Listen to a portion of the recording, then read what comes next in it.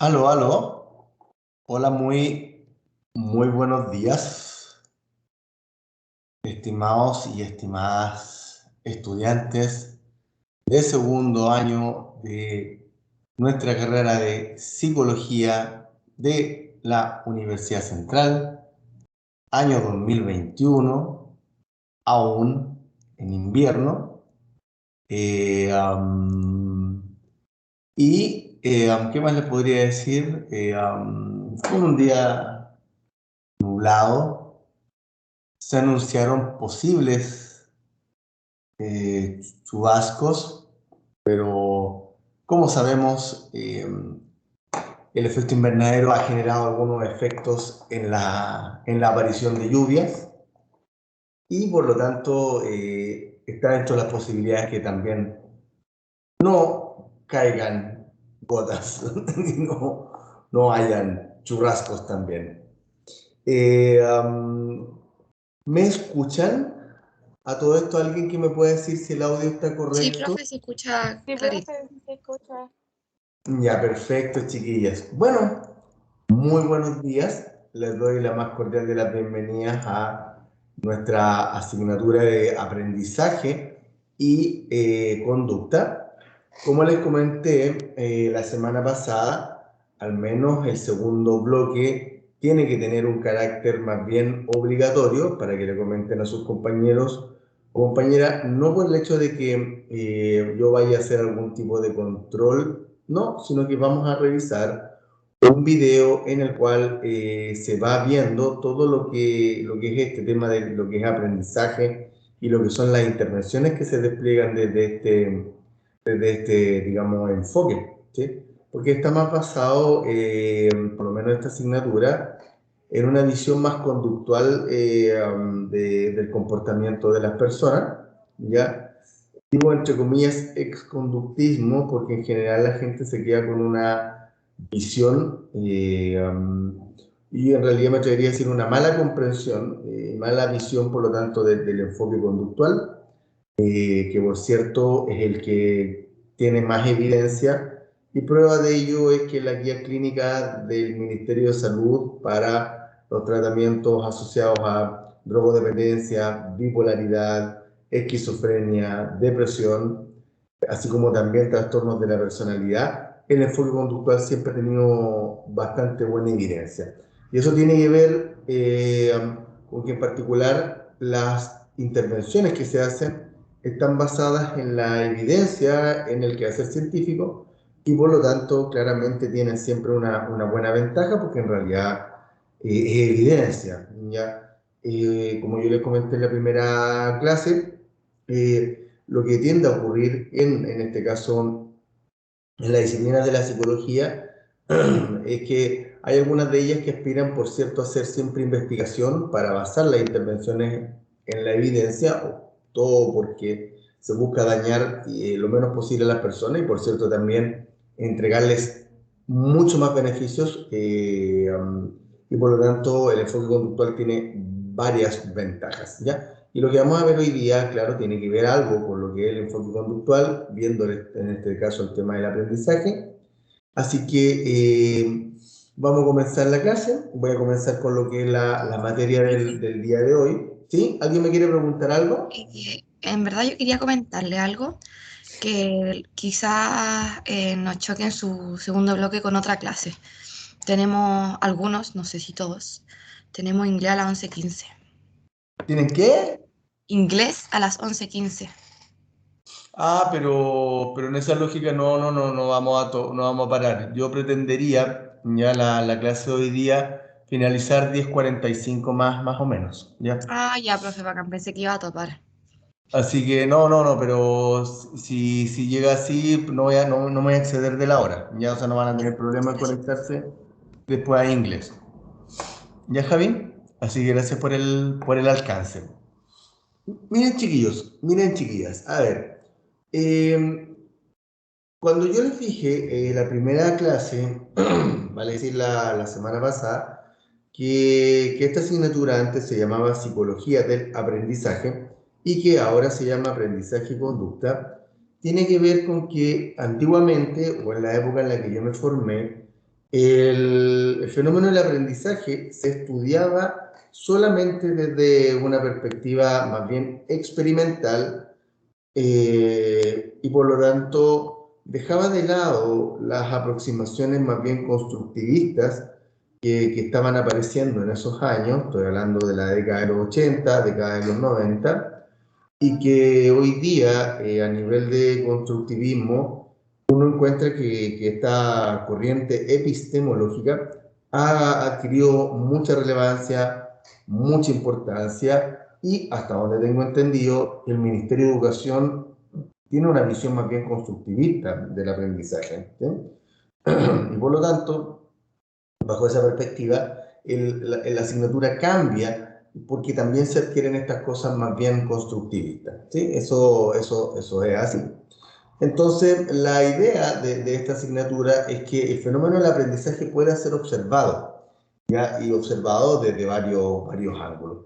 La definición que nosotros vamos en este caso, a usar en la asignatura, tiene que ver con una definición más bien conductual, ¿sí? Vamos a ver constructivismo sin duda, pero nos vamos a manejar en este caso, en este curso, con una definición más bien conductual, del comportamiento humano, y como les comento, porque quizás me atrevería a decir, esta es la última asignatura que ustedes van a tener en la carrera con respecto a revisar el enfoque conductual, revisar intervenciones conductuales, y por supuesto también diseñar intervenciones en la línea de lo conductual, ¿ya? Por lo tanto, cuando hablamos del fenómeno del aprendizaje, ya desde el enfoque conductual se hace notar lo siguiente. Cuando aparece acá en el PowerPoint algo que dice como cambio relativamente permanente en el repertorio comportamental de un organismo, se fijan cómo ya la palabra aprendizaje se empieza a vincular a un cambio, pero un cambio en el comportamiento, un cambio en lo que las personas hacemos, ¿sí? Y por lo tanto, en lo que hacemos las personas, se supone que si hay algún cambio importante en nuestro comportamiento, se asume por lo tanto que hay un aprendizaje, ¿sí?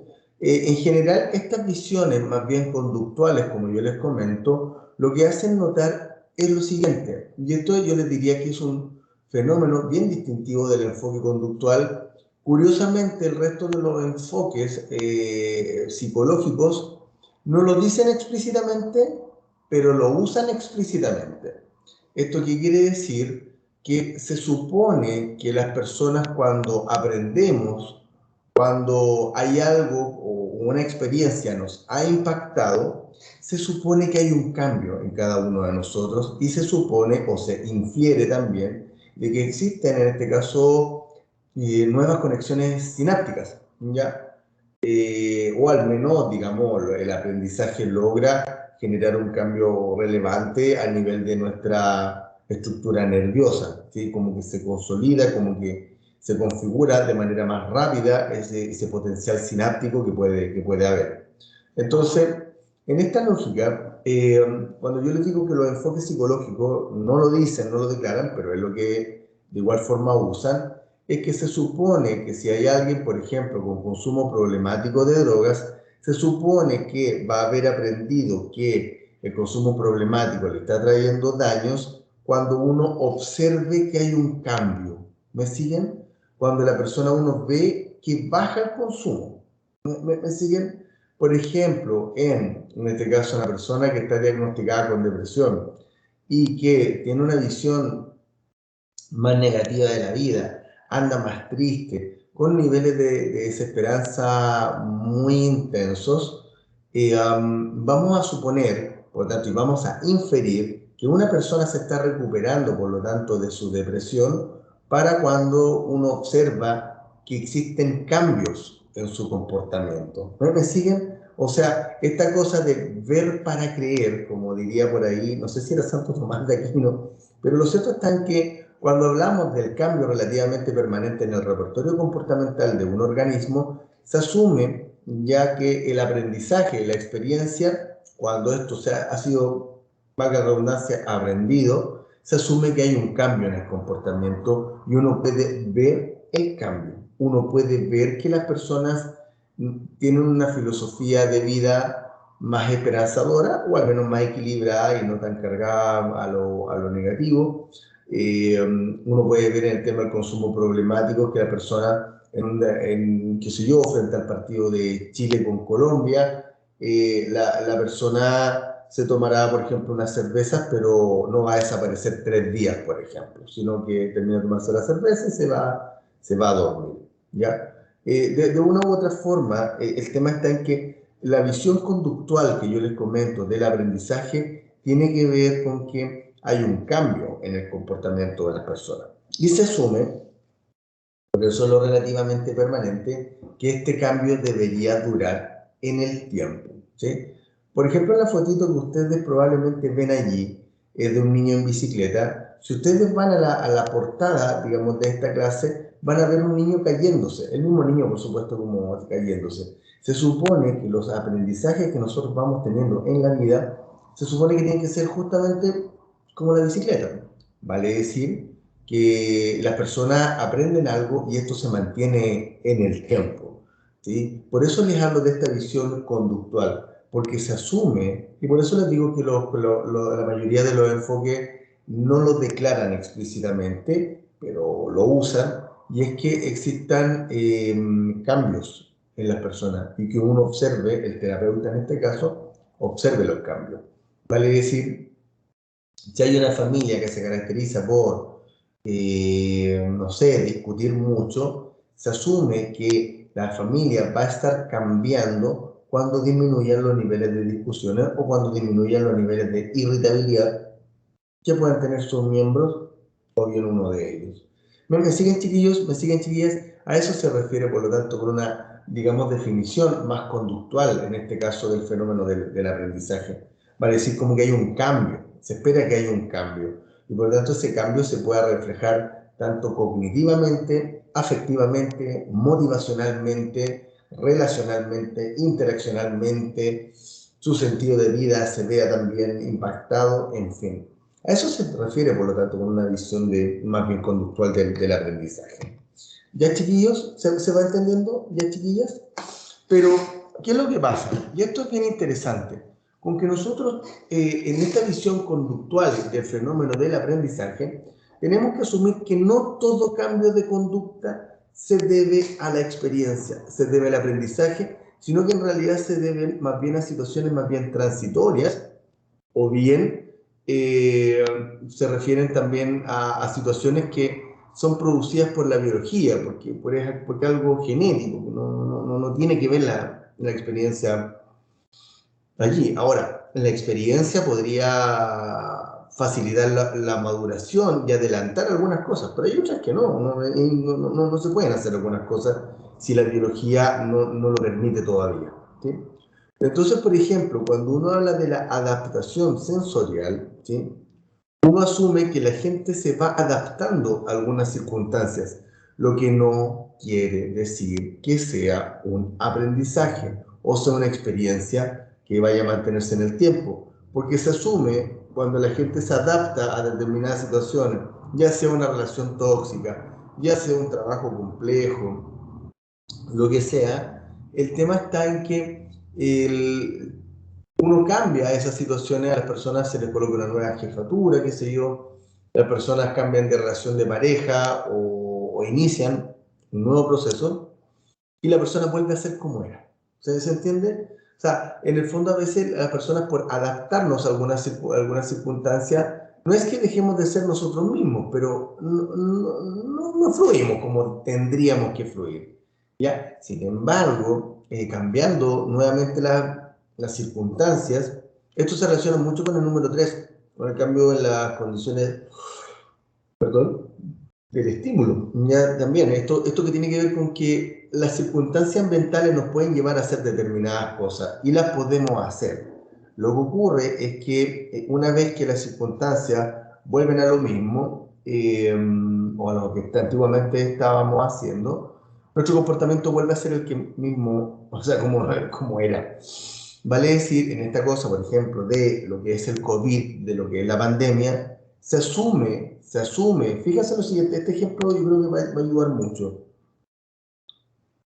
se asume que las personas deberían, con esta cosa, a pesar de que el nivel de positividad acá en Santiago, en la región metropolitana, es bajo, muy, muy bajo, lo cual ha sido muy bueno, se asume que las personas deberían haber aprendido a seguir con el autocuidado. Pero lo más probable es que uno va a comenzar a ver de que las personas no han asumido mucho esta cosa del autocuidado, esta cosa de ocupar gel, esta cosa de lavarse las manos, esta cosa de cuidarse, ¿sí? Lo más probable es que la mitad de las personas en este contexto de pandemia, de estar en fase 4, qué sé yo, con aumento de movilidad, es probable que la gente se descuide. ¿Me siguen? Y eso no es que lo esté inventando yo, se dice en todas partes, y por lo tanto ustedes van a escuchar que la gente va a decir, oye, pero es que la gente no aprendió a cuidarse.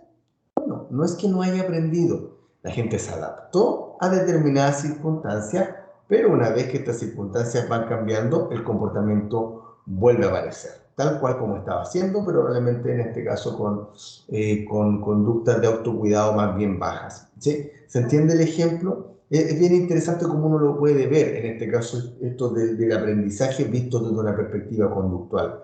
Se asume que si las personas efectivamente, o el 90% de la población, hubiese aprendido el tema del autocuidado, la mayoría de las personas andaría y continuaría con gel, la mayoría de las personas seguiría comprando Lisoform, la mayoría de las personas evitaría estar, por ejemplo, en una fila a menos de 1 metro, pero no, uno ve que todas las personas cuando hacen fila están más cerca de 1 metro, 1,5 metros, digamos, y uno dice, pero ¿cómo que la gente no aprendió? Es que el aprendizaje, por lo menos desde esta perspectiva, se tiene que ver en la conducta, y si la gente no muestra la conducta es porque mucho no ha aprendido, ¿ya? Entonces, estos cambios que se dan en la conducta no necesariamente tienen que ver con aprendizaje, ¿ya? El tema de la fatiga también, que muchas veces la gente cuando está nuevamente, temas de pandemia, ¿sí? Cuando uno da esta cosa de la fatiga como explicación de que la gente ha disminuido su autocuidado, justamente está dentro de estos cambios de conducta que no obedecen el aprendizaje.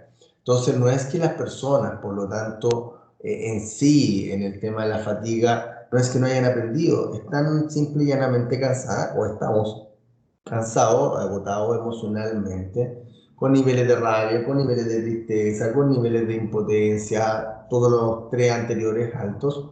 Por lo tanto, el cambio de conducta, en este caso, tiene que distinguirse de estas causas, ¿sí? Las alteraciones fisiológicas o el consumo de sustancias, no porque necesariamente yo haga la previa o me tome unos tragos antes de ir a bailar a algún lugar, mi estructura de personalidad, por ejemplo, va a cambiar, y que yo voy a dejar perdón, de ser tímido. A todo esto ando con un poco de alergia, por si acaso. Sino que, claro, el cuerpo humano, en este caso, tiene ciertos cambios producto de o sustancias, digamos, como las drogas, o bien por alteraciones fisiológicas, como por ejemplo pasa con algunas mujeres durante sus periodos menstruales, que pueden andar un poco más irritables, pero eso no quiere decir que por lo tanto ese cambio producto del consumo o ese cambio producto de procesos más bien hormonales lleve a que las personas efectivamente queden, en este caso, como más extrovertidas, en el caso del consumo de drogas, o bien en este caso como personas irritables durante el periodo menstrual, ¿ya? En general, esos son cambios muy transitorios del comportamiento de las personas, y por lo tanto no constituye, por lo tanto, ejemplos de aprendizaje. Se supone que el cambio relativamente permanente tiene que mantenerse durante el tiempo, ¿ya? Luego, la maduración, esta cosa que está muy vinculado a lo biológico. Hay conductas que digamos que uno las logra, pero porque en realidad nuestra estructura cerebral lo permitió, ¿ya? Probablemente nosotros cuando teníamos 8 años, 9 años, no estábamos tan interesados probablemente en la sexualidad como así probablemente lo estamos ahora, más grande o más viejo en mi caso, Pero eso tiene que ver con que no es que el joven de 15 años haya aprendido esta cosa de la sexualidad, sino que, o el interés en las relaciones sexuales, sino que en realidad esto se activa producto de los cambios asociados al crecimiento, al desarrollo hormonal, a la preparación que el cuerpo asume para la reproducción. Por lo tanto, en esa lógica, ¡ay, que me voy el hervidor! ¿Se escucha mucho el hervidor por allá, chiquillos, chiquillas? Perdón, a quienes estén conectados, si pueden decirme si... No, profe.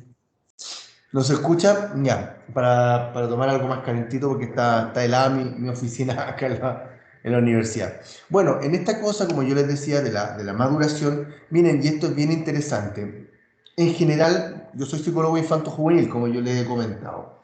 Y la gente de repente se queja de los niños, de las niñas menores de 5 años, de que no siguen instrucciones, que en el fondo hacen como lo que les conviene y que a veces los niños y las niñas fueran manipuladores, como si los adultos también no lo hiciéramos, ¿ya? Pero el tema está en que los niños tienden a no seguir instrucciones no porque sean porfiados, sino porque su estructura cerebral no está preparada para en este caso, la cognición, el pensamiento controle la conducta. Y por lo tanto, el lenguaje controla el comportamiento es muy débil todavía en los niños.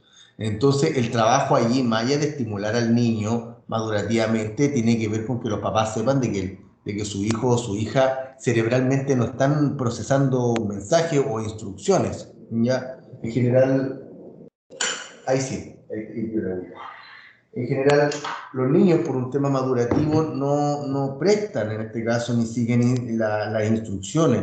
Su estructura cerebral no está desarrollada.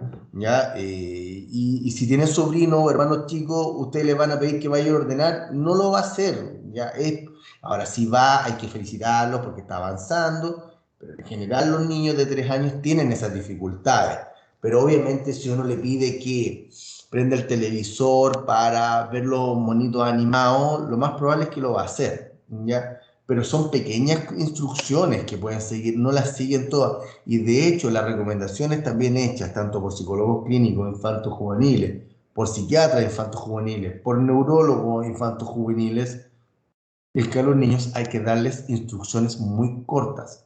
Es porque se pierden en la instrucción larga, no logran procesarlo, no logran retenerlo, no logran memorizarlo, finalmente no logran aprenderlo y que este aprendizaje se refleje, perdón, en el comportamiento, ¿ya? Y lo otro que tiene que ver con adaptación evolutiva es que justamente hay cambios también que se van produciendo en cada uno de nosotros, pero esto tiene que ver con el tema de la evolución, simple y llanamente.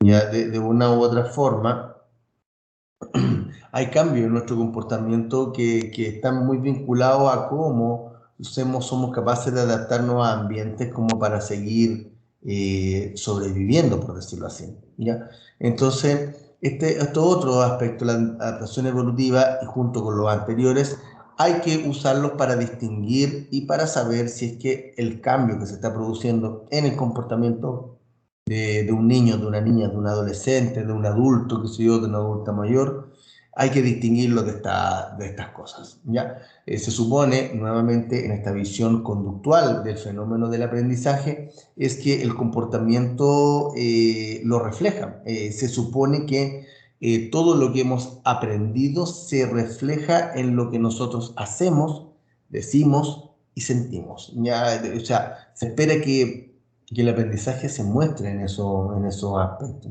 ¿ya?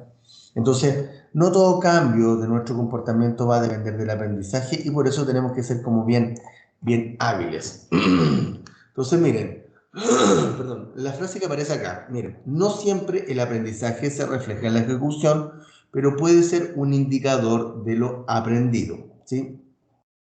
Esto, yo creo que voy a cambiar esta fotito, voy a poner una fotito más actual. ¿Por qué les digo esto? Porque la fotito que aparece allí es de un partido de la Champions League.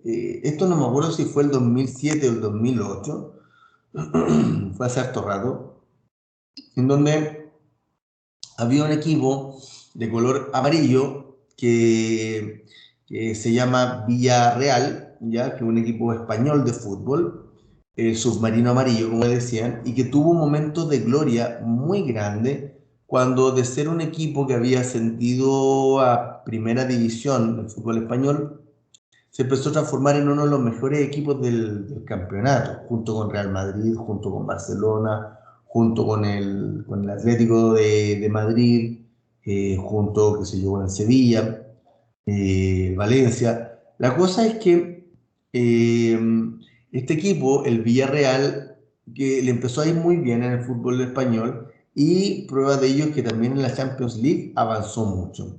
Y en este partido, que aparece acá en esta fotito, que no se ve muy bien, pero que la voy a cambiar por otra, resulta de que estaba jugando la semifinal el Arsenal de Inglaterra contra el Villarreal de España. Y la cosa es que con un gol, Villarreal marcando un gol, se iban a la final. Y minuto 89, minuto 90 del partido, penal para Villarreal. Penal para Villarreal. Reclamó, por cierto, mucho la gente del Arsenal, en fin, pero lo cierto está en que fue penal para Villarreal y lo fue a patear un futbolista argentino de nombre Juan Román Riquelme, uno de los grandes números 10 que ha tenido la selección argentina, uno de los muy buenos jugadores que ha tenido la Argentina. Y la cosa es que él, muy buen pateador de tiros libres, muy buen pateador de penales, y por lo tanto a él le tocó tomar la responsabilidad de patear este penal. Minuto 89, como les digo, entonces un gol lo hacía pasar a la final. Y resulta que el arquero del Arsenal, Jens Lehmann, que era el arquero incluso hasta de la selección alemana de fútbol, era un muy buen atajador de penales. Y como ustedes ya pueden ir anticipando, lo que ocurrió fue que Román, en este caso Riquelme, pateó el penal y Jens Lehmann adivinó el lado, atajó el penal y por lo tanto quienes pasaron a la final fue en este caso el Arsenal y no en este caso el Villarreal. Entonces, dicho esto, uno podría decir, bueno, ¿a qué se refiere entonces, profesor, con esto que quiere decir diferencias entre aprendizaje y ejecución? Es justamente lo que dice ahí, no siempre el aprendizaje se refleja en la ejecución.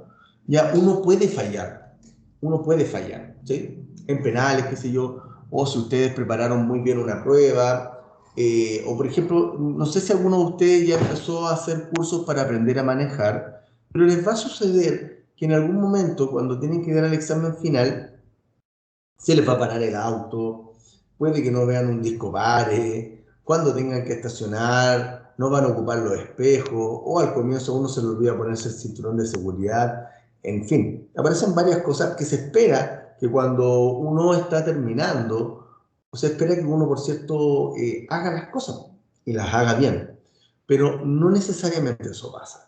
Ya en general nuestro comportamiento tiene muchos factores que van influyendo sobre lo que uno está haciendo. Aquí uno dice, mira, Román Riquelme, digamos, un excelente pateador de tiros libres, de penales, el número 10 de la selección argentina, salió pero por la puerta gigante de Boca Juniors como uno de los grandes referentes, pero se perdió un penal, se perdió un penal. Entonces, claro, resulta de que en la ejecución, cuando uno hace un comportamiento, hay muchas variables, hay muchos factores. Fíjense, por ejemplo, cuando Alexis Sánchez se pierde el penal contra Brasil en el 2014, cuando estábamos en octavos de final. Y Alexis generalmente no falla penales, pero esa vez falló. Imagínense en un tremendo estadio, casi con 150.000 personas, lo está viendo gran parte del mundo, y se pierde el penal, se lo perdió. Entonces uno diría, pucha, ¿qué es malo Alexis Sánchez? Chuta, no. De hecho, al otro año, en 2015, en la Copa América, Alexis picó la pelota y hizo un tremendo gol de penal. O sea, una cosa ya no podía ser más maravillosa esa final. Entonces, claro, muchas veces ya en la ejecución podemos fallar, ya se supone y se espera, por cierto, que uno no lo haga, está dentro de lo posible, y si puede ser un indicador de lo aprendido, por supuesto, ya, pero justamente todo esto lo vemos en la acción, ya. Yo no sé si hay algún futbolero acá, ya. Pero, por ejemplo, a ver, de los jugadores que estuvieron ayer jugando en la selección, ¿ya? Voy a partir con Enzo Rocco, ¿ya? En defensa. ¿Ustedes creen que Enzo Rocco patearía muy bien un penal?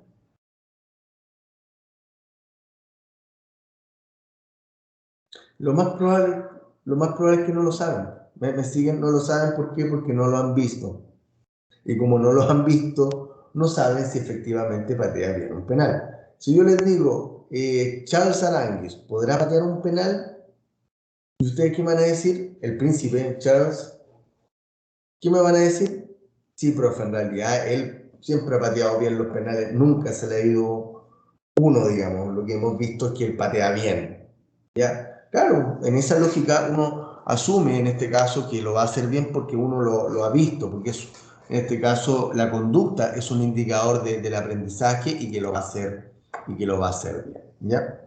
¿Hay alguna duda, chiquillos o chiquillas, antes de seguir con la entretenida, dinámica y, por cierto, digamos, ¿cómo decirlo? Como fructífera clase de aprendizaje? ¿No? No, profe, yo tengo una duda. Dígame. O sea, como más puntual.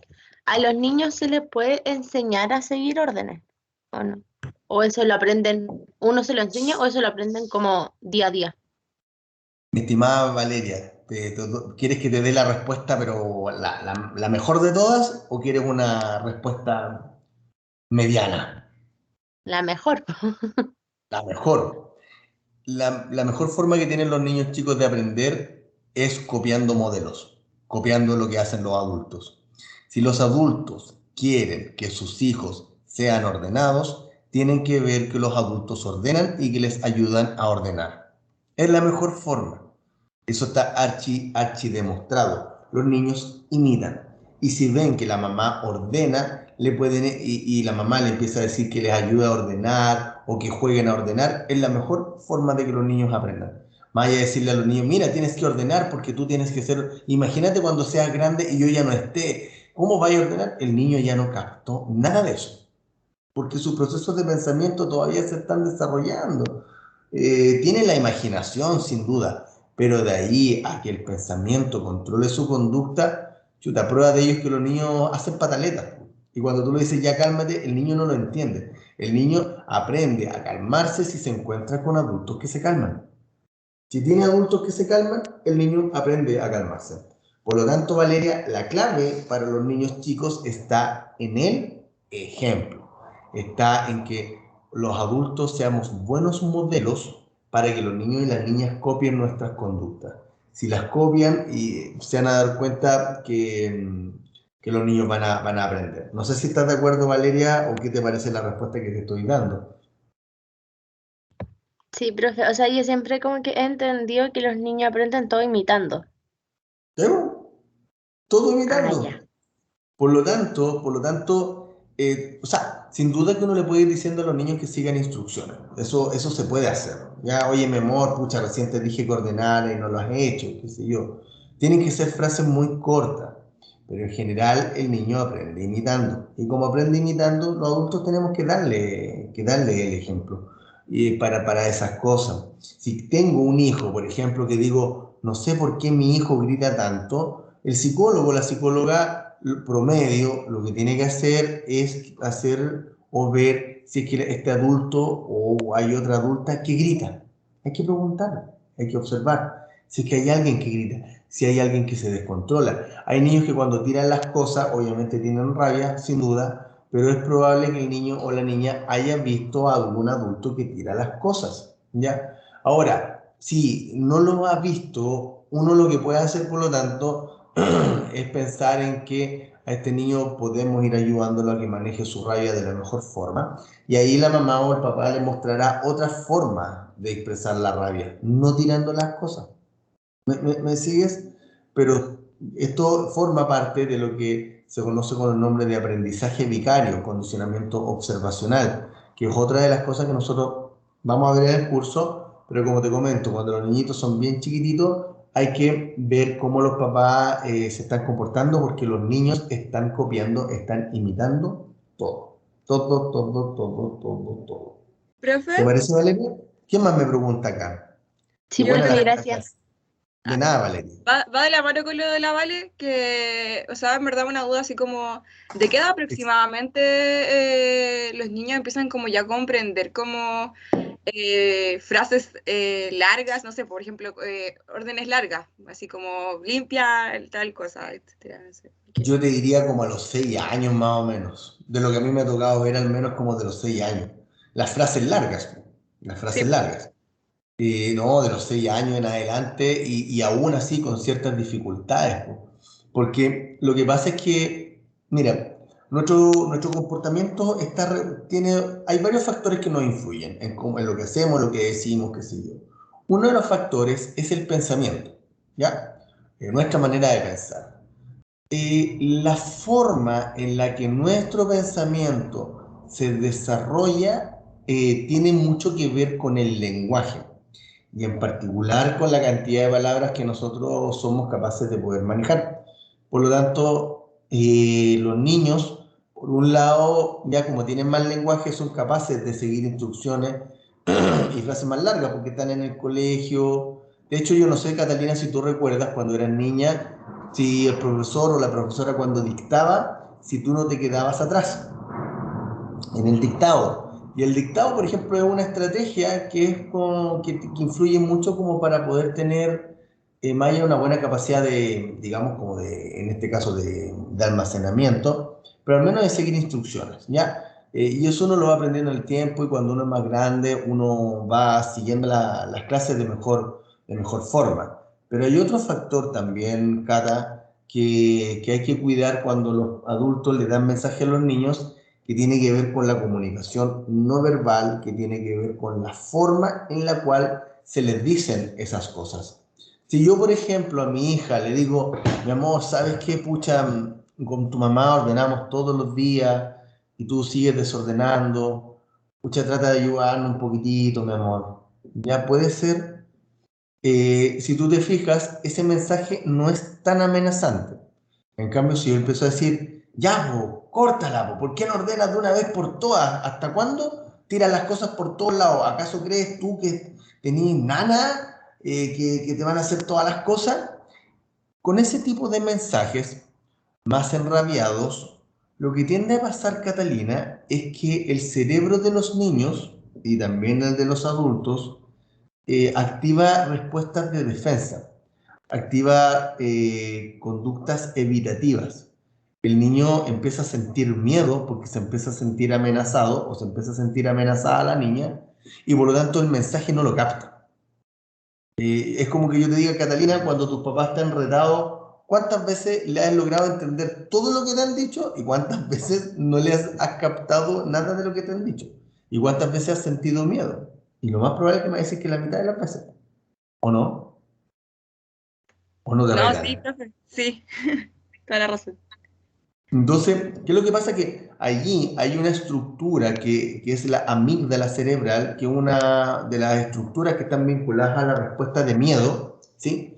Y por lo tanto, cuando la gente, es como cuando el jefe a uno lo reta, ¿ya? O por ejemplo, si las pololas de ustedes o su pareja o amigos a ustedes los retan, lo más probable es que en algún momento ustedes como van a decir me bloqueé, como que no sabía qué decir. Pero claro, en general eso tiene que ver con que el miedo es el que empieza a hacer ese bloqueo y por lo tanto el mensaje no se recibe. Por lo tanto, es siempre relevante en esta cosa de cuando uno está entrenando las instrucciones y la capacidad de tener instrucciones en los niños, debe ser dicho de una forma amorosa, tiene que ser dicho de una forma respetuosa, porque así el mensaje entra. Ahora, usted va a decir, pucha, mi mamá me gritaba, que la chancla, qué sé yo. Ok, si uno puede aprender desde allí, si eso nadie lo va a negar. Si el tema está en que los efectos que produce el castigo o los gritos de los niños pueden ser de larga, digamos, ¿cómo decirlo? Como que pueden durar harto, ¿ya? Hay chiquillos que cuando se les grita mucho, su capacidad de manejar la frustración es bajísima y se frustran rápido, pero con justa razón, porque saben que los van a retar y empiezan a tener miedo hacia esos retos. Y por lo tanto, no manejan la rabia y explotan y tiran las cosas por allá porque tienen miedo de que los van a retar. ¿Me sigue, Cata? Son cosas muy precisas, digamos, como que uno empieza a ver en el comportamiento de los niños, pero que es necesario verlo y hablarlo. Gracias por la pregunta, Catalina. Gracias a usted, profe. Entendí todo. Claro, porque te lo dije de forma amorosa, ¿no? De Ah, forma respetuosa. sí, por eso. No fue agresivo. Miren, de hecho, miren, cuando yo les hablo de esta cosa de lo conductual, por eso les comento estas malas interpretaciones. A ustedes les tienen que haber dicho como que en el conductismo ya lo más importante era lo observable y que no les importaba lo emocional ni nada por el estilo. Y eso en realidad es falso. Eso habrá sido en la década del año 25. Estamos hablando de hace 100 años atrás. Y el enfoque conductual tenía esa visión. Vale decir, de que no importaba lo que estaba dentro de las personas. Lo importante era lo que estaba afuera y lo que la gente terminaba haciendo. Nada más, nada menos. Vale decir, porque un niño tira las cosas, da lo mismo cómo haya aprendido, cuáles sean sus experiencias. Lo cierto está en que hay situaciones en las cuales el niño se enoja cuando, digamos, se encuentra, no sé, por ejemplo, tratando de sacarse un polerón y no lo logra hacer, cuando, por ejemplo, le quitan un juguete, cuando no le dan en el gusto, ¿ya? Si ustedes se fijan, la mayoría de las personas habla mal de esta cosa como del conductismo. Pero a fin de cuentas, la gente en el día a día lo que termina haciendo es eso.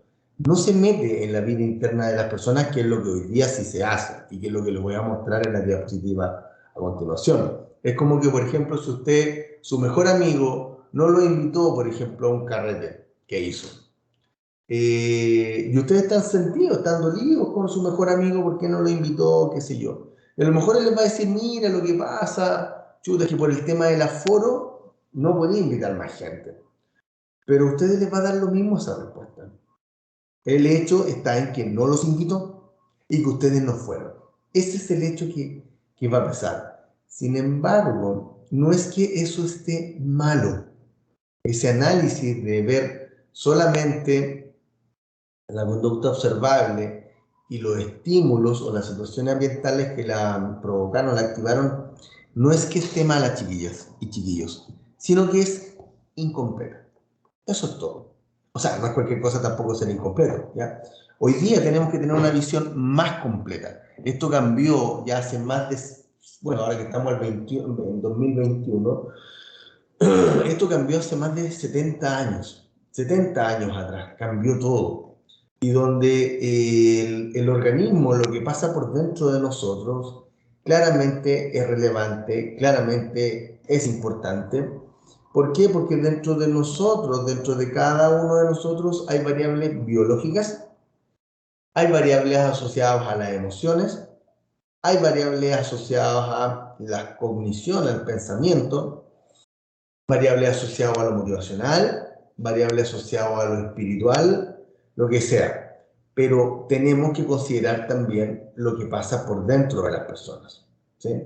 O sea, si este amigo no me invitó por el aforo, qué sé yo, y se le olvidó avisarme, en una impresión más completa hay que ver también cuáles eran sus motivaciones, cuáles eran sus intenciones. A lo mejor quería estar con otras personas, a lo mejor no es que me quiera menos, sino que quería compartir con otras personas y también me puede querer menos, ya si hay algunas amistades que van cambiando en el tiempo.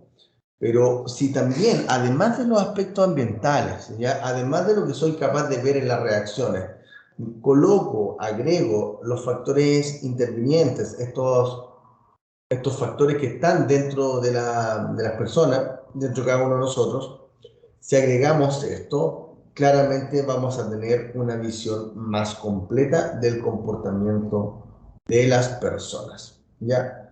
Entonces, en esa lógica, nos encontramos con que incluso esto hasta fomentó y propició que aumentara aún más, en este caso, la cantidad de estudios que en este caso, que se hacen a nivel de nuestro comportamiento.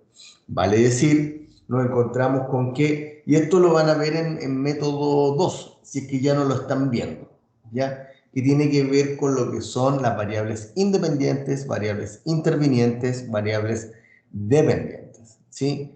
Y bajo esta lógica, esto calza muy bien, ya cuando hablamos del estímulo, organismo, respuesta, vale decir el EOR, ya el estímulo del organismo respuesta, EOR.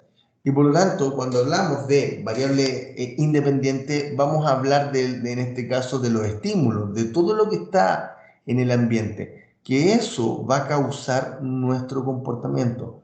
Vale decir, lo que tiende a pasar afuera de nosotros es una potente causa de nuestra conducta. ¿Ya? Es muy fácil que nosotros reaccionemos a ciertas cosas ambientales. Pero esas cosas a las cuales reaccionamos, ¿ya? Son procesadas por un organismo. Y en este caso, y de acuerdo a nuestra experiencia, desde nuestra asignatura, a ver si las que están conectadas chiquillas o los que están conectados chiquillos, ¿cuál va a ser el factor interno desde nuestra asignatura que va a, internamente hablando, que va a interactuar con el ambiente? Lo es ahí está en el circulito, abajo de la palabra organismo. El aprendizaje, la experiencia. Eso va a ser, por lo tanto, el factor interno que va a influir en lo que finalmente vamos a terminar haciendo. Acá estoy moviendo el cursor en la conducta observable cada uno de nosotros. Vale, si nuestro ambiente interactúa con toda nuestra experiencia, con lo que andamos trayendo, eso es lo que decía John Locke con esta cosa de la tabula rasa, de la experiencia hacía su marca y por lo tanto actuamos de acuerdo a esa marca. Ese, en este caso, es el principal factor para entender el comportamiento de las personas. Entonces, las personas hacen lo que hacen de acuerdo a nuestra asignatura porque es lo que han aprendido, es lo que les dice su experiencia. Pueden haber situaciones ambientales que las provoquen, sin duda, pero su irritabilidad, su desmotivación, su desorganización, el hecho de no seguir instrucciones, depende en gran medida de la experiencia que las personas tengan. Entonces, esa interacción entre ambiente y aprendizaje nos va a hacer y nos va a dar como resultado la conducta que las personas tienen. ¿Se entiende, chiquillas? ¿Se entiende, chiquillos? Muy difícil de entender. No, Muy profe, para difícil de nada. entender. No, profe, si se entiende. Ya pues, chiquillas, y chiquillos, hagamos un primer break. Son las 9:50. Encontrémonos a las 10:05, o sea, bueno, 9:51 tengo. A las 10:06 de la mañana nos volvemos a encontrar acá para continuar con el resto de la clase. ¿Ya? Nos vemos, chiquillos. Nos vemos, chiquillas. Un abrazo. Nos vemos en 15 minutitos más. Chau, chau. Ya, profe. Chao, Valeria. Gracias por la participación. Nos vemos luego.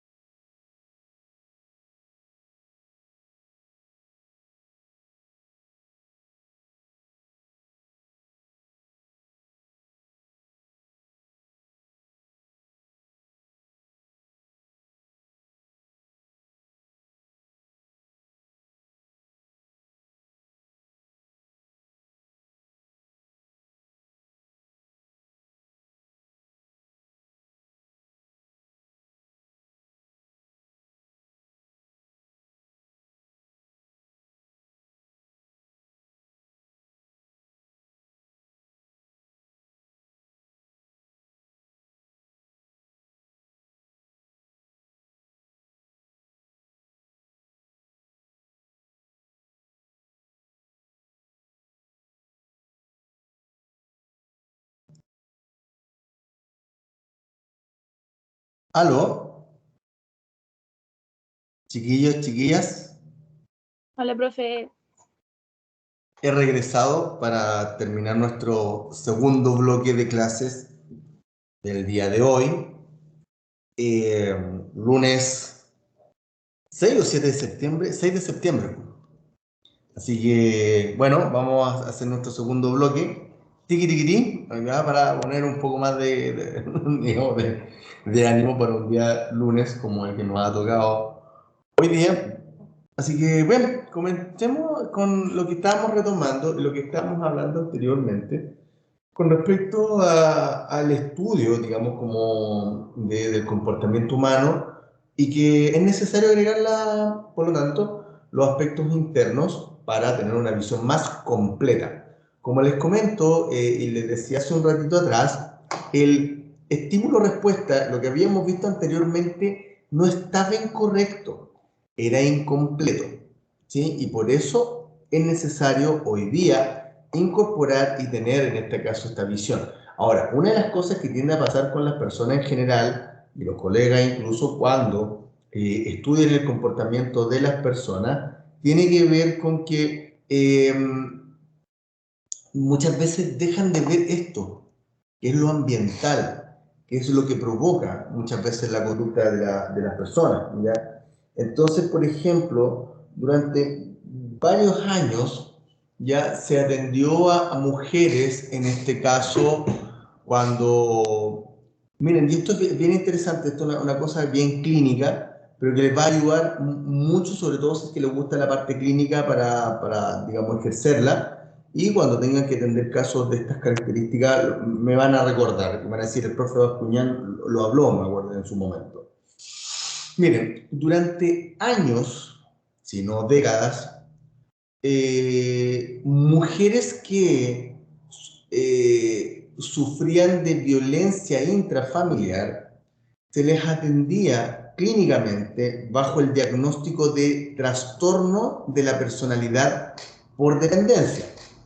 Vale decir, la persona, en este caso la mujer, era dependiente afectivamente de su marido, de su cónyuge, de su pareja, quien fuera en realidad, pero era dependiente de él, como que no podía vivir sin él. Y por lo tanto, por eso nunca tomaba la decisión de romper, por decirlo así, ese silencio, romper esa dinámica o separarse o irse a vivir con sus hijos para otra parte, ¿ya? Todo eso, por lo tanto, buscar que la mujer tomara la decisión, ¿ya? Tampoco estaba tan errado, ¿ya? Si el tema está en que lo que empezaron a mostrar todos los estudios vinculados a violencia intrafamiliar, vinculado a la violencia que algunas mujeres sufren y reciben, no tenía que ver con un tema de trastorno de la personalidad por dependencia, sino que en realidad tenía que ver con una mujer atemorizada que tenía dificultades y que tiene dificultades para tomar decisiones. No es que sea dependiente, sino que la mujer tiene miedo, ¿ya? Entonces, en esta lógica tiene miedo del varón, tiene miedo de qué es lo que va a suceder con, en este caso, con su... ¿Es como echarle la culpa a la víctima? Sí, sí, ¿cachai? Como que usted, perdón por la palabra que voy a decir, obviamente no me saquen de contexto, pero antiguamente se les decía a las mujeres, es que tú eres la tonta por no tomar la decisión de separarte de él, ¿ya? Ahí, Catalina, con este comentario creo que reflejo mucho lo que tú dices, ¿ya? Entonces, ¿qué es lo que pasa? Que en el fondo... pero, sí, dime. Esa es como la cultura de la culpa. Claro, porque en el fondo a la mujer se le echaba la culpa de no poder tomar la decisión, ya porque era dependiente del hombre, y en realidad la mujer tenía miedo del varón y tenía miedo en torno al futuro, porque muchas veces hay que tomar en cuenta que en muchos de estos casos el varón ha sido como el principal proveedor económicamente, ya por lo tanto, o sea, el que pone la plata. Entonces, una mujer que quiera tomar la decisión de separarse e irse a vivir sola con sus 2 o 3 hijos, ya a otra parte involucra que hay que pagar arriendo. Es un tema bien complejo. ¿Ya? Por eso la importancia de todos estos casos abordarlos no solo de lo psicológico y lo clínico, sino que también de los trabajadores sociales, apoyo legal, incluso apoyo del Ministerio del Trabajo, pues son temas complejísimos. Es decir, la mujer, ¿dónde se va a empleabilizar? Y que le vamos a entregar un empleo donde gane el sueldo mínimo, que no le va a alcanzar, porque además tiene que empezar con todos los procesos legales que tienen que ver con la pensión de alimentos. Entonces, no es un proceso tan sencillo. Y durante décadas, a muchas de estas mujeres se les trató bajo el diagnóstico de trastorno de la personalidad por dependencia, ya sin considerar los estudios, y hoy día afortunadamente cada vez está, al tiro, Catalina, van en retirada, digamos, ya todo estos abordajes. Pero cuando uno ve a una mujer que llega por trastorno de personalidad por dependencia, las sospechas que uno tiene hoy día es que hay que mirar si no está sometida a algún tipo de dinámica de violencia al interior de la familia, ¿sí? Cuéntame, Catalina. No, más que nada también como agregar que si hablamos como de la época de 1950 o la época anteriores, podemos decir también el estigma social de lo que eran las mujeres separadas también, pues, como el hecho de dejar a tu marido y independizarte y tener con tus hijos libertades. Por ejemplo, me pasa mucho recordar como la historia de mis abuelos, mi abuela y mi abuelo mi mamá tiene 11 hermanos, y mi abuelo, claro, todos sabemos que mi abuelo tenía un montón de amantes, po. Y yo siempre dije, ¿por qué mi abuela nunca se fue? Y yo creo que no se fue por muchas cosas, o sea, uno, dependencia económica, y dos, como se iba con 11 cabros chicos, y dos, también el estigma social de pucha, la separada, que dejó el marido, y eso era súper fuerte en esa época. Claro, y si tú te fijas, todo eso corresponde a aspectos ambientales. Exacto.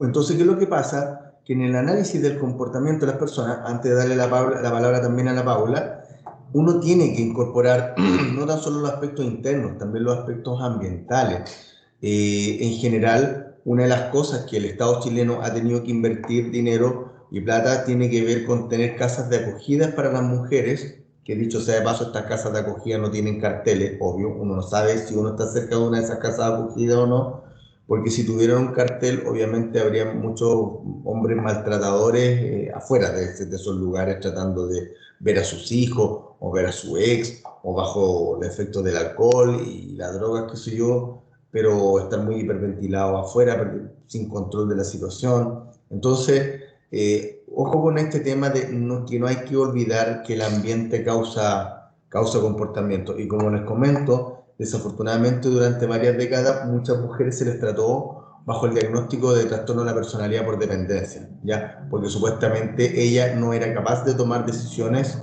pero el fenómeno de la violencia intrafamiliar es que justamente tiene esas características. La mujer no tiene la capacidad muchas veces para tomar la decisión. Más allá de que hay miedo, también hay aspectos como los que tú mencionabas, Catalina, que tiene que ver con qué es lo que hace una mujer después de que se separa, si es que no tiene empleabilidad, no tiene trabajo, no tiene dónde llegar.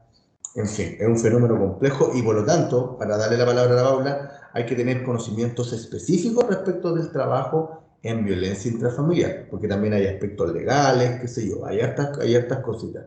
Gracias, Seba, gracias, Catalina, por sus comentarios y preguntas también. Paula, te escuchamos.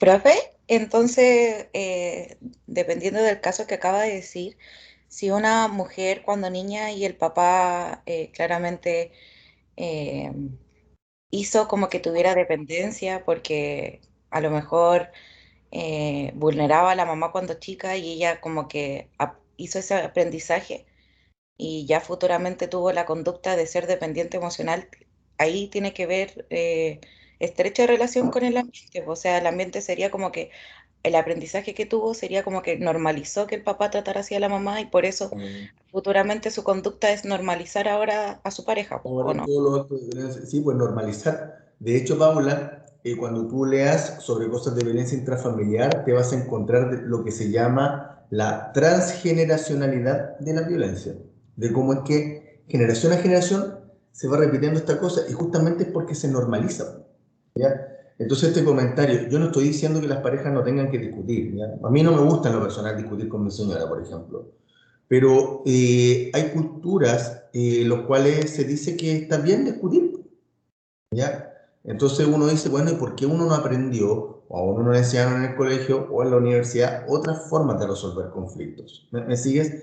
Y ahí uno empieza a ver que hay gente que viene como con la normalización de la violencia, po. Y porque veía que sus papás discutían, porque veían que su mamá gritaba, porque veían que su papá gritaba, como que lo normalizaban. Y no, y curiosamente, perdón, y no es que automáticamente uno cambie su conducta. La probabilidad de que estas personas que han sufrido violencia repitan la misma historia es muy alta. No es baja, no es que la persona que estuvo sometida a violencia automáticamente cambia y la mayoría de los casos las personas que han sufrido o han visto violencia desde chico, después cuando tienen pareja no lo hacen. No es así. Todo lo contrario. La cultura de la violencia justamente tiene una velocidad, por decirlo así, muy rápida para implementar comportamientos de las personas y aprender a discutir y aprender a agredir, como que eso lo aprendemos. Y lo aprendemos con esta facilidad, Paula, porque en el fondo las personas lo que tenemos que aprender, curiosamente, es a no ser violentos. Lo que tenemos que aprender es a no ser agresivos, porque tenemos en nuestro comportamiento factores biológicos. Los perros, los gatos, los chimpancés, los tiburones, todos tienen una conducta agresiva que tienen que aprender a manejar en el tiempo. Los seres humanos lo mismo. No nos demoramos mucho en aprender conducta agresiva. Por el contrario, nos demoramos más en aprender a no ser agresivos. Nos demoramos en aprender a no gritarle a la gente. Nos demoramos en eso. Pero justamente tiene que ver con que la agresividad se puede aprender muy rápidamente, ¿ya? Y hay situaciones ambientales en las cuales las personas pueden aprender a ejercer esta violencia. Eso se aprende mucho. Ahora, porque uno ve que los hombres tienden a ser por lo general más maltratadores que las mujeres que sean más maltratadoras, es porque en general los varones están más asociados a la violencia física, asociados a los juegos. La mayoría de los niños, cuando son niños, juegan y hacen juegos violentos, donde tienen que aprender a manejar la agresividad, donde tienen que aprender a no picarse, que tienen que aprender a no romper las cosas, tienen que aprender eso. ¿Me sigues? Es bien interesante, por lo tanto, la conducta agresiva no se aprende, digamos que no se demora en aprenderse, todo lo contrario, se adquiere muy fácilmente. Lo que se demora en los seres humanos más en aprender es el aprender a resolver los conflictos basado en la pacificidad, basado en el respeto, basado en el uso de la asertividad y poder conversar las cosas. Eso se demora más tiempo en aprenderse. Pero no hay que olvidar que el ambiente y la sociedad en la que estamos viviendo es violenta, y es súper violenta, y uno ve en televisión que los tipos que andan manejando los automóviles cada vez andan más violentos. Todavía como país no hemos logrado bajar de forma significativa los niveles de femicidio, todavía no hemos sido capaces de bajar de forma significativa los niveles de maltrato y de golpes que se dan a los niños para que se porten bien. Nos ha costado como sociedad, ¿ya? Y ahí yo te diría que tiene que ver con que hay un doble discurso con la agresividad. O sea, cuándo está bien que seamos agresivos y cuándo está mal ser agresivo. Y alguien te va a decir, no, es que está mal ser agresivo, está mal discutir. Pero cuando uno tiene que reclamar los derechos de uno, ya sea por exigir el cambio de un producto, o qué sé yo, la universidad que no les cobre algo de forma indebida, si uno no patalea, las cosas no se mueven. Entonces, existe ese discurso con respecto al tema de la violencia, que es un doble discurso. Se nos dice que no tenemos que ser así, pero chuta, cuando tenemos que ejercer nuestros derechos, la gente parece que nos escucha más cuando tendemos a patalear más. ¿Me siguen? Así que gracias, Paula, también por el alcance. Matías, por favor, te escucho. Sí, yo creo que muchas veces también como el tema de la violencia se va ejerciendo o va creciendo últimamente por el tema del control muchas veces de esto de la conducta, como el querer regular la conducta de la persona, como estos estudios sobre la conducta muchas veces han ido, o sea, si uno lo ve desde cuando se va viendo el tema del control de la conducta, justo son con las guerras mundiales, y ha ido justo ha ido como en una tasa de como se ha ido creciendo el tema de la violencia, ha sido como directamente proporcional, y creo yo que ha sido porque justo los estudios de la psicología, psicología en general, psicología en cualquier tipo, muchas veces como ha sido como dejando de lado muchos, llamémoslo, muchos factores, como por ejemplo, cuando se estudia la conducta se deja mucho de lado factores emocionales, cuando se estudia factores emocionales se deja mucho de lado también factores conductuales, factores ambientales. Entonces quizás lo interesante sería alguna vez poder generar estudios como, llamémoslo, más globales, como hay un poquito integrando la física, que muchas veces se deja de lado, se biologiza mucho la psicología, y a veces sería interesante también mezclarlo físicamente. La física muchas veces también integra muchos conceptos, llamémoslo, que el ambiente y el tiempo no pueden estar, llamémoslo, fuera. Que cuando uno no puede, llamémoslo así, uno no puede estudiar el tiempo sin el espacio, porque el espacio de por sí no significa nada. El espacio solo no se puede medir, el tiempo solo no se puede medir, se tienen que medir juntos. Por lo tanto, igual quizás la violencia debiese estar de la mano con algo, la conducta debiese estar de la mano con algo. Muchas veces la psicología no se está de la mano con algo. Mira, gracias Matías. Mira, yo te invito, y a quienes les gusta este tema, coloquen ahí en Google, cuando puedan, Informe Mundial de la Violencia en el Mundo. Ahí te van a aparecer los informes que la Organización Mundial de la Salud emite constantemente, donde el tema de la violencia es visto como un problema de salud. Fíjate, la violencia es visto como un problema de salud. ¿Ya? Justamente se insta a que la política pública, por decirlo así, desarrolle planes, en este caso, de prevención de la violencia, así como también planes vinculados a cómo la educación tendría que ir orientándose, particularmente en el aprendizaje del desarrollo socioemocional. Esos estudios, Matías, están, yo creo que hay que seguir estudiando de todas formas. Fíjate tú, por ejemplo, cuando tú hablas de la física, en el tema de la agresión, la física mucho tiene que decir. O sea, para manejar la conducta agresiva de alguien, tú tienes que imprimir el doble de fuerza que esa persona está teniendo, porque si no, puede que no lo cambies. ¿Me sigues?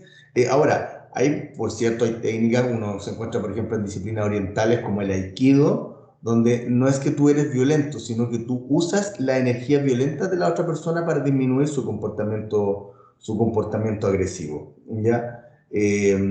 Pero yo te diría que en esta cosa, el tema de la violencia, el tema de las guerras, ¿ya? Y que hay gente que efectivamente a veces le conviene que haya guerras, que eso se ha comentado históricamente.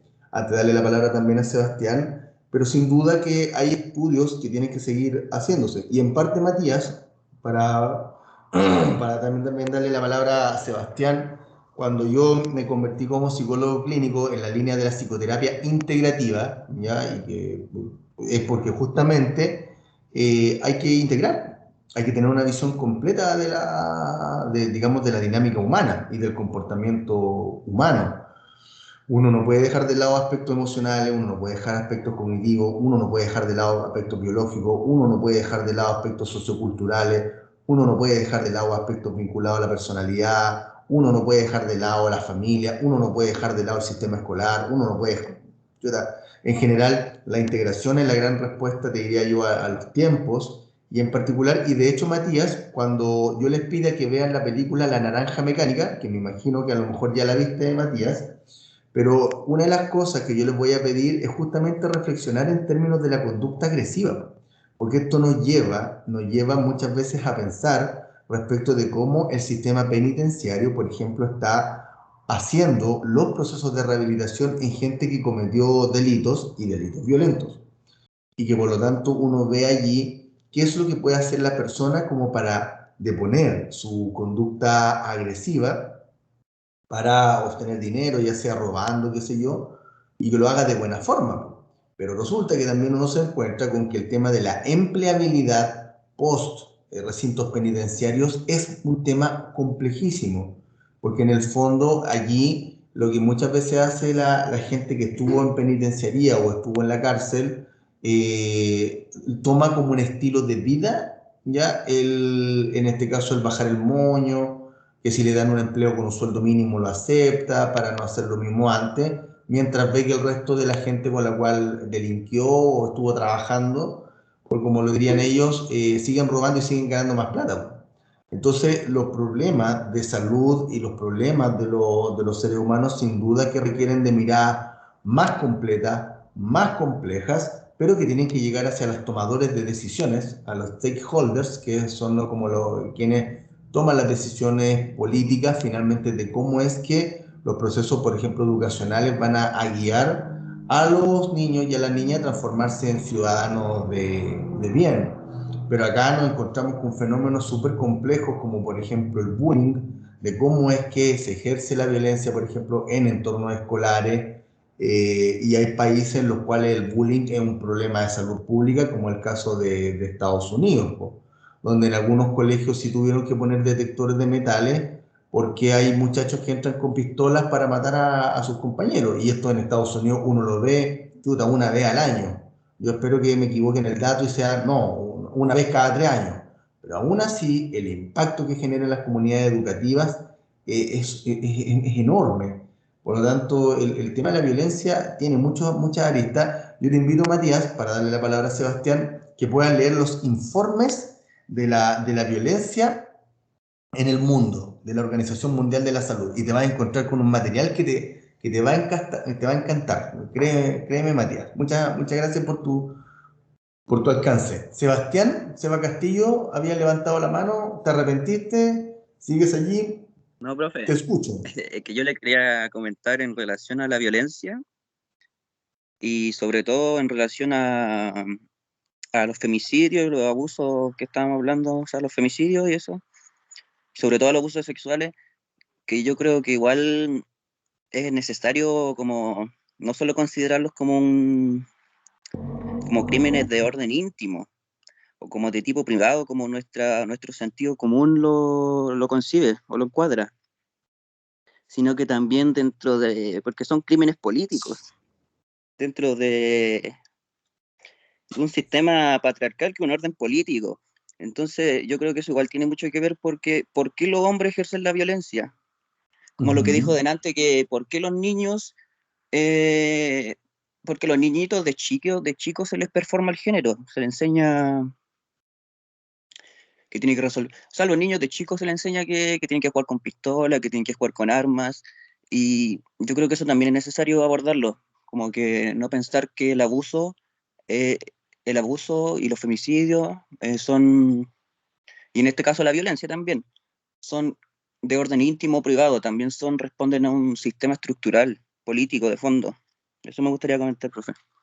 Mira, Seba, yo te voy, así como en las cartas, cuando tú tiras 3 ases, yo te voy a tirar 4 ases, así como subiendo la apuesta. Nosotros, con un exalumno, Héctor Flores, que fue mi ayudante durante varios años, el Héctor trabaja como asesor en la protectora de la infancia, ya niños vulnerados, niños vulnerables, infancia vulnerada, todas las anteriores, ¿ya? Y trabaja, por lo tanto, con un enfoque donde tienen que abordar e intervenir a las familias, desde los programas de prevención focalizada, PPF, que son parte de la red Sename, que tiene que ver con cómo los niños, en este caso, muchas veces viven en entornos muy complejos, ¿ya? Y por lo tanto, los PPF lo que hacen es ¿cómo decirlo? No es una vigilancia. Lo que hacen es que este niño, esta niña que creció en esos entornos, logre, en este caso, romper con estas dinámicas de violencia y delictivas también, ¿ya? La cosa es que en octubre vamos, si sigue saliendo todo bien, por cierto, porque estamos amarrando solamente algunas cosas, las últimas 3 semanas de octubre se va a dictar una capacitación a los programas de prevención focalizada en términos de vulneración de derechos, enfoques de género asociados a la violencia, adultocentrismo, patriarcado, ya van a ser links abiertos, ya, y por lo tanto, Sebastián, yo te invito, junto, por supuesto, por cierto, le paso el aviso también a tus compañeras y a tus compañeros, que si quieren asistir, ingresan al link y eso es todo. Y ahí vas a empezar a ver, Sebastián, en terreno y conocer en terreno, por decirlo así, las políticas públicas que existen en torno a estos temas, cuáles son los desafíos que los gobiernos tienen que ir enfrentando, porque esta cosa no tiene que depender del gobierno de turno, sino que son programas que tienen que seguir desarrollándose. Independiente del gobierno, tienen que mantenerse, que no se les retire lata, como se les retira habitualmente a los programas de infancia, se le retiran siempre recursos desde los gobiernos, me hago responsable de mis declaraciones. Entonces, bajo esa perspectiva, Sebastián, yo te invito a lo que tú estás comentando, a que te puedas conectar. Como te comento, 13, 20 y 27, creo que la del 13 o la del 20 hay que cambiarlo al día 21, ya como que al otro día, porque una de las expositoras no podía. Pero, en general, justamente lo que tú estás hablando tiene que ver con muchas cosas de cómo se va construyendo esta cosa como del género, pero cómo se va trabajando en terreno, en familias donde la violencia es el denominador común, así, la violencia, no hay vuelta que darle. Entonces, esta cosa que tiene que ver con violencia intrafamiliar, pucha, hay de todo ahí, pues, Sebastián. Sí, Matías, cuéntame, no sé, espérate, antes, Matías, ¿qué te parece, Seba, el as que te tiré? Gracias, profe. Ahí sí me puede dejar el link en el chat, sería bacán. Como soy encargado de asuntos estudiantiles y egresados, tengo que difundir la información, así que te va a llegar a tu correo. Ah, ya. Créeme que digamos que te va a llegar y ahí tú ingresas, va a llegar la gráfica, uno hace clic y uno ingresa porque estamos en pro de lo que se llama democratizar el aprendizaje. En eso estamos acá como con egresados, vale decir, si los estudiantes y las estudiantes se quieren conectar a las actividades que nosotros como unidad de egresados a nivel de la universidad, que hacemos con exalumnos también, si se quieren conectar ustedes, Sebastián, no hay ningún problema. Todo lo contrario, se tienen que conectar para aprender y conocer cómo en terreno cómo se están dando algunas cosas. Así que les va a llegar la información a su correo, mi estimada Sebastián. Y gracias obviamente por el alcance para así, digamos, como mostrarles esto, ya que tiene que ver con cómo se va trabajando en el territorio y van a hablar de las experiencias prácticas, de cómo se está trabajando en género. En toda esta población vulnerada y vulnerable que es infancia y adolescencia en nuestro país. Matías, cuéntame. Sí, ahí como planteando quizás un poco la contraparte de lo que planteaba Sebastián, como hay una autora, no me recuerdo el nombre, quizás puede ser Alexandra Cohen, quizás. ¿Ya? Solo recuerdo que es una autora argentina, psicoanalista, que plantea como el caso opuesto de cómo se juega con la fantasía muchas veces en el psicoanálisis, planteándolo desde el canibalismo, de cómo a veces es mucho mejor, aunque Se te fue el audio, Matías. sí, cómo plantearlo desde la misma terapia, el tema de, por poner un ejemplo, si yo al caníbal le planteo a qué sabe la carne, llamémoslo, en terapia es mucho mejor a que yo no se lo plantee en el hecho de que el caníbal nunca va a llegar a probarla, por el hecho de que nunca, llamémoslo, siempre va a quedar con la duda. En cambio, si yo voy y se lo planteo en algún espacio, como en la psicoterapia, no como amigo, si yo como amigo, no, si yo como amigo voy y le pregunto, quizás no es el espacio, pero si yo como en terapia se lo planteo, quizás sea mucho mejor a que él se lo plantee. Y es en base a una investigación también desde el psicoanálisis, como planteándolo ahí como la contraparte. Y quizás también es interesante, como si recuerdo, quizás lo puedo traer la próxima clase, Sí, como... o lo compartes por ahí con WhatsApp con el curso. Yo que te diría que, a ver, todo suma finalmente. Ahora, obviamente, las políticas públicas hoy día lo que están haciendo, o deberían hacer, pero en general se está haciendo, es en este caso hacer políticas públicas basadas en evidencia. Vale decir qué es lo que muestran los datos, ¿ya? Y a partir de los datos elaborar la política pública. Mira, por ejemplo, Matías y Sebastián, el año pasado fue, el año pasado falleció un psiquiatra chileno de nombre Ricardo Caponi, que probablemente les va a tocar estudiarlo cuando tengan psiquiatría el próximo año, en tercer año. Y ahí les va a tocar leer a don Ricardo. Y don Ricardo, que en paz descanse, tuve la posibilidad de conocerlo en un par de oportunidades.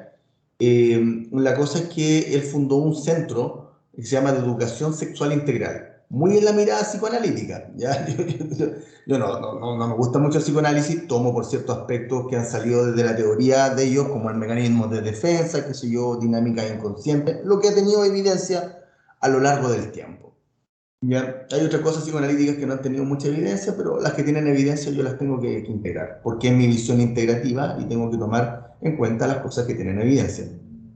Y ahí, por ejemplo, Matías, en el Centro de Educación Sexual Integral, cuando él falleció, don Ricardo Caponi, quedó a cargo un exalumno de acá, Daniel Seguel, también fue mi ayudante, muy buen cabro, además Daniel, junto con Electo, son buenos cabros. Y acá, por ejemplo, Matías, participaron ellos muchos de TSR, estos trabajos de salud rural que tiene la universidad y en particular donde la carrera de psicología es tremendamente activa, por años, por décadas. Y bueno, hacían mucho trabajo en terreno, mucho trabajo comunitario, en fin. Y la cosa es que, independiente de lo psicoanalítico, porque uno ve el CESI y las explicaciones son bien psicoanalíticas, pero bueno, yo soy colaborador de ellos de todas formas. Ya yo de vez en cuando me piden algunas charlas, yo los apoyo.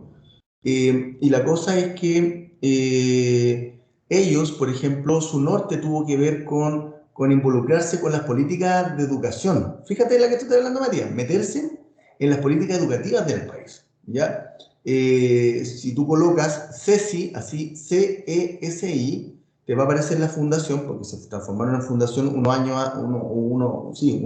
2 años antes de que don Ricardo falleciera. Y la cosa es que ellos trabajan mucho en la línea de la educación emocional, mucho desde allí. Y están trabajando muy fuertemente, yo te diría que de vez en cuando, o sea, no es que de vez en cuando, sí hacen charlas para los estudiantes, pero el trabajo más fuerte de ellos tiene que ver con los profesores.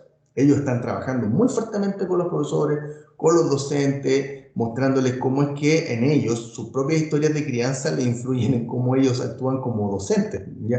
Entonces, las actividades que ellos hacen, de hecho ahora hicieron un nuevo lanzamiento con el Mineduc, están trabajando súper fuerte con ellos. Entonces allí, por ejemplo, un poco lo que comentaba Sebastián, esta cosa de los abusos sexuales, se supone que la educación sexual ya ayuda a prevenir eso. ¿Me siguen? Porque también es un daño a un otro, es un acto de violencia finalmente. Entonces, yo lo que pasa, Matías, que en esta lógica yo te invito a que puedas meterte también a la página de CESI, donde va a aparecer Daniel Seguel, va a aparecer Ricardo Caponi, como psiquiatra fallecido, como te comento, hace 1 año y medio ya, pues don Ricardo falleció el año pasado, en enero, en febrero, ya, y que lo que pasa es que allí yo te diría psicoanalíticamente, ellos trabajan muy fuerte con ellos, pero desde una visión de desarrollo emocional, desde la importancia que tiene nuestro desarrollo socioemocional, porque también hay que vincularlo con los aspectos sociales, para, en este caso, no tan solo prevenir abuso sexual, sino que también para abordar temas de la violencia, para prevenir bullying, para prevenir riesgo de suicidio, en fin, trabajan todo en esa línea. Yo te invito, Matías, a que te puedan meter también allí. Hay hartas cosas también, y lo bueno es que ahí en este momento lo está dirigiendo un exalumno, que es el Daniel Seguel, y Sebastián. Dicho sea de paso, el Daniel también va a participar de esa actividad a los PPF, y él va a mostrar cómo están haciendo el trabajo de género y de roles en este caso, en los colegios a nivel nacional. No es como que están trabajando en una escuelita, ¿cachai? O en 3 escuelitas de la comuna de Independencia. No, te van a decir el trabajo a nivel nacional que están haciendo. Es una cuestión así que uno dice, chuta, por un lado yo veo como el Daniel se desarrolló, por eso siempre les digo a ustedes, chiquillos, que yo ahora le hago clases, pero el día de mañana ustedes probablemente van a estar haciendo clases y que ustedes se desarrollan muy bien profesionalmente y quizá en una línea teórica. Entonces, Matías, la invitación también te la extiendo para que también vayas mirando todo esto, porque justamente una de las cosas que pasa es cómo no enseñar, o sea, en el fondo es como que los seres humanos tenemos un grado de agresividad y de violencia, que está vinculado a las conductas de escape, de huida. El cuerpo descarga la adrenalina muy rápido para agredir muy rápido, y por lo tanto, por eso, incluso desde las políticas públicas, y una de ellas, Matías, yo te diría, y lo mismo Sebastián, y quienes me han estado escuchando, es que hace años atrás la Coca-Cola como bebida no salía de los colegios, obviamente porque la Coca-Cola es una tremenda empresa, ya, pero se empezó a ver que los niveles de azúcar podían estimular la hiperactividad en algunos niños y poder propiciar incluso la aparición de algunas conductas violentas en los entornos escolares, ya, junto con además con que podía promover estilos de vida alimenticia no saludables, en fin. La Coca-Cola ya no se vende tan libremente como se vendía en los colegios antiguamente, porque justamente lo que se estaba viendo tiene que ver con cómo es que se va trabajando y se va previniendo la violencia. Ahí yo te recomiendo, Matías y Sebastián, que ingresen al CESI, así se escribe, así tal cual, CESI, lo van a encontrar y van a ver ahí todas las iniciativas que se están haciendo, los videos que han hecho, el material escrito que han hecho, y trabajando con el Mineduc, trabajando muy fuertemente. Y acá no es como que yo les digo, chiquillos, saben que se están trabajando con los colegios subvencionados. No, curiosamente, Matías, Sebastián, quienes más interés de los clientes, por llamarlo así, con los cuales trabaja CESI, quienes mayor interés han mostrado son los colegios católicos, curiosamente. Y fueron como, no sé si decir, los primeros en empezar a asumir esta cosa de lo LGBTIQ, ¿ya? Esta cosa de tener baños unisex, ¿ya? Esta cosa que tiene que ver con cómo detectar a los chiquillos que son trans, como para apoyarlos durante todo el proceso de cambio de nombre y de integración con sus compañeros y con sus compañeras. Curiosamente, los colegios católicos fueron los primeros en empezar a recoger el guante y sobre todo, por ejemplo, de empezar a afrontar el tema del cutting, esta cosa de cortarse los brazos. El CESI ha hecho una muy buena pega. Ya, yo ahí, por eso les comento, les voy a compartir el link cuando tengamos que hacer la capacitación al PPF, y aquí van a exponer, son 3 charlas. La primera la va a encabezar Francisca Becerra, que fue CERNAMEG, que fue, digamos, como directora del Servicio Nacional de la Mujer y Equidad de Género de la sexta región. Ahora está en la División de Organizaciones Sociales de la Secretaría General de Gobierno. Está trabajando con temas de género y es una de las buenas referentes a nivel nacional con temas de feminismo, qué sé yo, y temas asociados al tema del abordaje de la violencia de género. Otra, que es en este caso Priscila Carrasco, que es la directora de la unidad de género acá de nuestra universidad, también va a exponer, ya, y después la última la hace el Daniel Seguel. Entonces, es gente que está vinculada con ello y me interesa que ustedes se desarrollen lo más posible. Como ustedes me han escuchado desde el primer año, no tan solo aprendan de las asignaturas, también traten de aprender del resto de las actividades que también se van haciendo, porque se van a dar cuenta que ustedes van a ser los principales beneficiados. Y mi idea, más que hacer un discurso teórico, o por lo menos lo que hablamos con el Héctor, que es quien trabaja en la protectora, más que una cosa teórica, es hablar de lo concreto, es hablar de los aspectos legales, es hablar de las experiencias prácticas, en el fondo hacer una buena capacitación por los programas de prevención focalizada. Son de 177 funcionarios distribuidos a lo largo del país.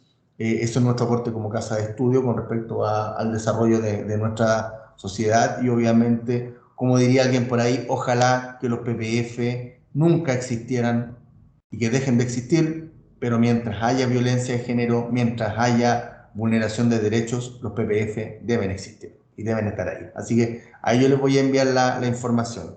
Ya, chiquillos, oigan, como se nos ha ido pasando la clase, miren, les quiero mostrar estas últimas cositas antes de ir terminando la clase de hoy día para que descansen un poquitito y vayan a inglés quienes tienen que ir, que tiene que ver con el tema del estudio científico, de cómo se estudian estas cosas internas, ya lo que está dentro de cada uno de nosotros, cómo se puede estudiar.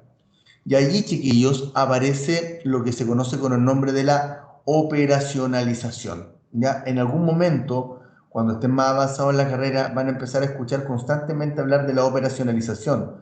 Vale decir, ponerse de acuerdo en cómo medir cosas que cuesta medir. ¿Ya? Suena súper paradójico, pero ¿cómo yo puedo medir una buena amistad?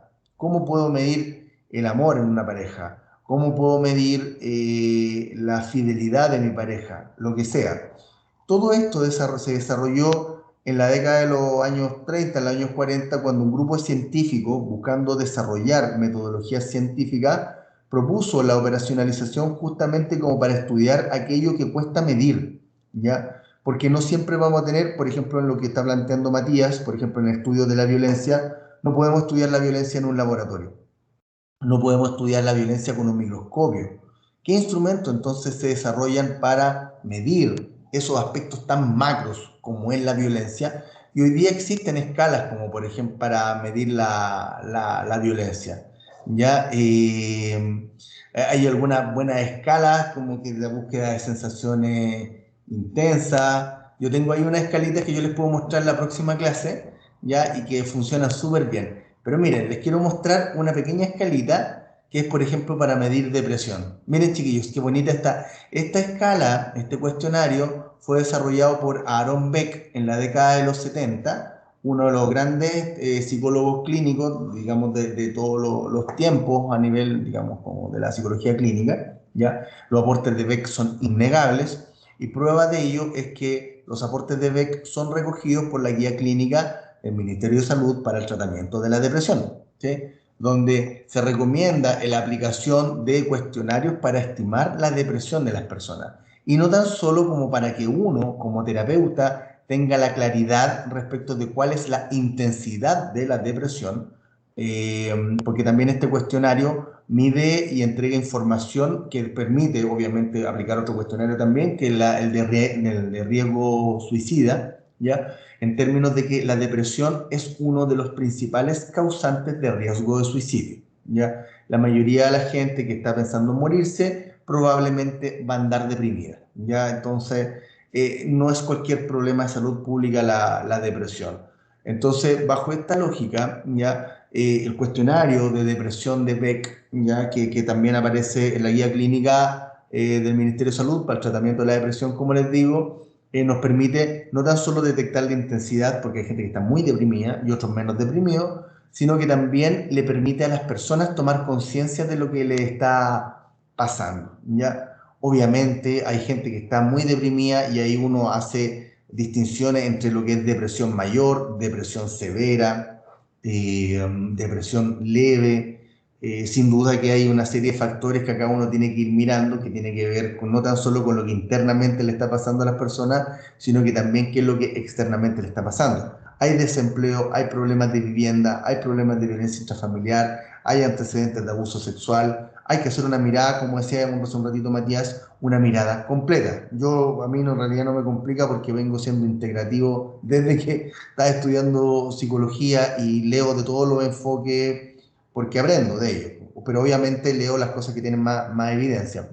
Entonces, en esta lógica, esto, por ejemplo, es una operacionalización de lo que es la depresión. ¿Cómo lo vamos a medir? Mediante un cuestionario. Le vamos a ir poniendo números. ¿A qué sentido números? Números en el sentido de que 0 va a indicar menor ausencia de síntomas depresivos, ya menor, digamos, desesperanza, versus el número 3 que aparece que el nivel de desesperanza y en este caso de depresión es mayor. Es diferente que yo diga, hoy día yo como Ricardo no me siento triste, versus que yo diga, me siento triste gran parte del tiempo. Fíjense cómo empieza a operacionalizarse, cómo se empieza a medir algo que cuesta observarlo. Yo puedo decir, pucha, Matías, Sebastián, estoy deprimido. Yo te voy a decir, pucha, profe, aguante, arriba el ánimo, qué sé yo. Ok. Pero ¿cómo hacemos para medir la depresión que yo tengo? La aplicación de cuestionarios. Y los cuestionarios son un ejemplo de operacionalización, ¿ya? Miren, el punto 2, me siento triste todo el tiempo. O sea, todos los días estoy deprimido. Chuta. ¿Ya? Y otro, el número 3, me siento tan triste o soy tan infeliz que no puedo soportarlo. Fíjense como acá ya empieza a aparecer en el número 3 esta cosa que tiene que ver con las dificultades que las personas tienen como para el día a día manejar una depresión. Por ejemplo, el pesimismo, no estoy desalentado respecto a mi futuro, ¿sí? El número 1, me siento más desalentado respecto a mi futuro de lo que solía estarlo, ¿ya? O sea, antes no estaba tan desanimado y pesimista, ahora sí.